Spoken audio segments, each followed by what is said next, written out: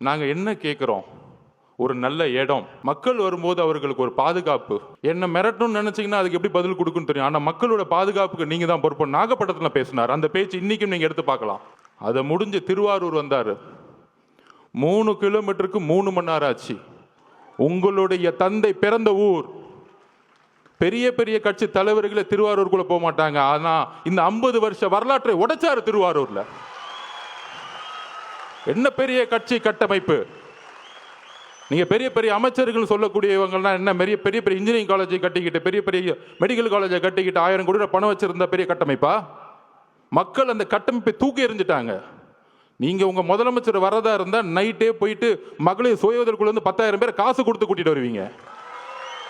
உங்க துணை முதலமைச்சர் வந்தாருன்னா, கோயம்புத்தூர்ல வந்தாருன்னா, போக்குவரத்து துறையில இருந்து பஸ்ஸை கூட்டிட்டு வந்து மக்களை கூட்டிட்டு வந்துட்டு இருக்கீங்க. நாங்க மக்களை அப்படி கூட்டிட்டு வந்தோமா? எங்க தலைவரை பார்க்க வரல. தலைவர் இன்னைக்கு தமிழகத்திற்கு ஒரே நம்பிக்கை, அன்போட மக்கள் வந்துகிட்டு இருக்காங்க. அதை கூட உங்களுக்கு புரியல. ஏடிஜிபி சொல்றாரு, டேவிட்சன் சார் இல்ல, அவங்க 10,000 பேர் தான் சொன்னாங்க. இப்ப மதி சார்கிட்ட கேட்டு பாருங்க, நிர்வாகிகள் 10,000 பேர் தான் சொல்ல முடியும் ஒரு கட்சி. மக்கள் எவ்வளவு பேர் வராங்கன்னு தெரியாது. உங்களுக்கு தெரியாது. திருவாரூர்ல எவ்வளவு கூட்டம் வந்துச்சு, நாகப்பட்டினத்துல எவ்வளவு கூட்டம் வந்துச்சு, திருச்சியில் எவ்வளவு கூட்டம் வந்துச்சு, அரியலூர்ல எவ்வளவு கூட்டம் வந்துச்சு உங்களுக்கு தெரியாது. தெரியலனா உள்துறை அமைச்சர் ரிசைன் பண்ணிட்டு போங்க. அப்புறம் ஏன் முதலமைச்சரா இருக்கீங்க?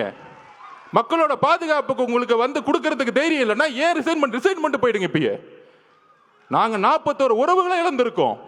எங்களுக்கு தெரியும் அந்த வழி. எங்களோட குடும்பம் ஒட்டுமொத்த மாவட்ட செயலாளர் மதி மேல தவறுன்னு சொன்னா அப்புறம் எதுக்கு முதலமைச்சர்னு ஒருத்தர் இருக்கீங்க? ஒரு இன்டெலிஜென்ஸ் எதிர்க்கு இருக்கு. அதை வச்சு சாப்பிட்டாரா தூங்குறாரா பாக்குறதுக்கா, இல்ல தலைவர் வீட்டு விட்டு வெளியே வந்தாரா பாக்குறதுக்கா இன்டெலிஜென்ஸ் இருக்கு. ஒட்டுமொத்த காவல்துறையும் செயல் இழந்திருக்கு இன்னைக்கு. அதுல ஒருத்தர் நமக்கு அட்வைஸ் சொல்றாங்க, கரூர் வந்து மோசமான ஏரியான்னு உங்களுக்கு தெரியாதா? அந்த செந்தில் பாலாஜி வந்து ஒரு ரவுடி பையன் உங்களுக்கு தெரியாதா?